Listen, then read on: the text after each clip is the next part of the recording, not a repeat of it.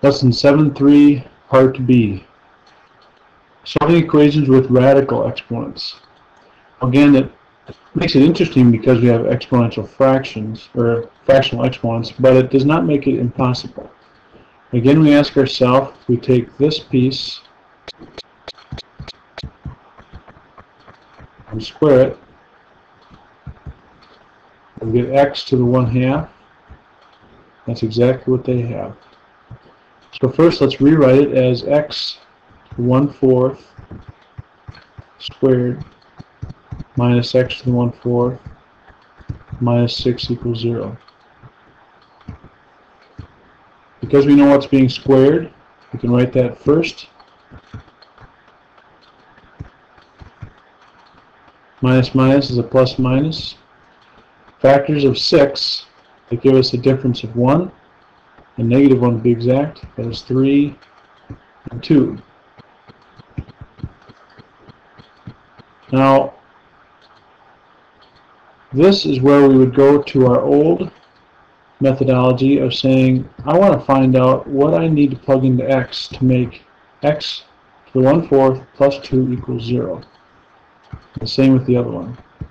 This is the technique we used when we couldn't easily see what the answers were by looking at the equation. So this just adds some steps, and that is to solve for x.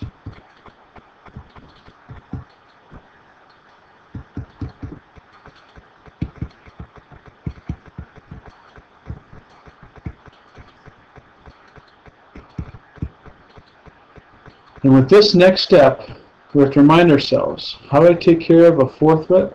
By taking it to the 4th power.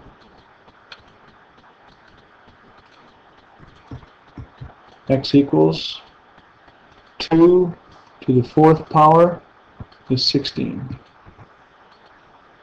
Now, because we had a 4th root and we took it to a power to cancel it out, this is the type of question we have to remember to always check. Okay, so we have to take 16 and see if it works. 16 to the 1/2 power minus 16 to the 1/4 power minus 6 equals 0. Well, 16 to the 1/2 is the square root of 16, so 4.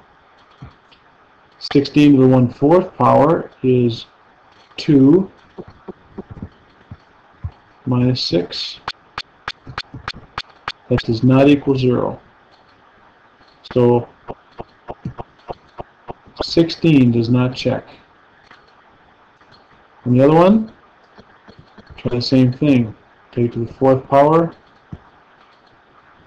We get x equal to 81. And we have to check that. 81 to the 1/2 power minus 81 to the 1/4 power minus 6 equals 0. Square root of 81 is 9. 4th root of 81 is 3. And this does check. So 81 is our answer. So again, when we have fractional exponents, rational exponents, we have to check our solutions to make sure that they work. This one is the same type of question, but it looks a little bit different because of the notation. So I'm going to rewrite it as x plus x to the 1/2, and I'm going to bring the 12 over.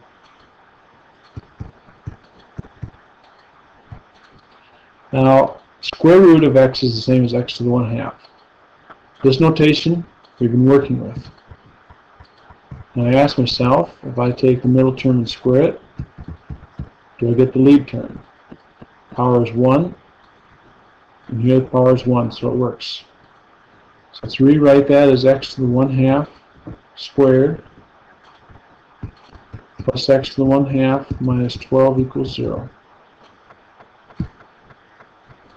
Then we want to rewrite it in that form because we know it's being squared, and that's what we put in the beginning of each binomial. Plus minus is a plus minus. Factors of 12 that give you a difference of 4, because we have different signs, and we want a positive 1, or a difference of 1.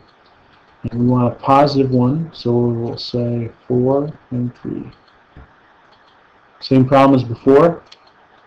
Hard to tell what it is. So we take each one out. Set equal to 0.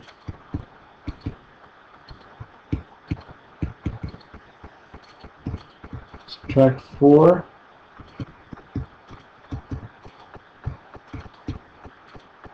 Square. X equals 16. Again, we'll have to check that. We'll do that when we come back to it.